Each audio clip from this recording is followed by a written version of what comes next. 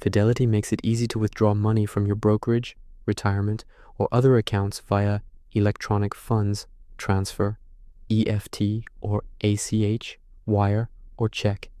Step-by-step guide. Log into your Fidelity account at fidelity.com or the mobile app. Click Accounts and Trade, Transfers, or go directly to the Transfers page. Select Send Money to My Bank Account or Withdraw. Choose the Fidelity account you want to withdraw from. Select your linked external bank account, or link a new bank if needed. Requires routing and account number. Enter the amount you want to withdraw, review details, and submit the request. Processing time, EFT or ACH transfers are usually free and arrive in 1 to 3 business days. Other withdrawal options. Wire transfer, faster, same day, but may have fees for large or urgent amounts. Check by mail, request a physical check sent to your address. Retirement accounts, IRA, 401k.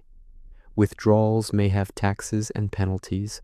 Use the specific retirement withdrawal options.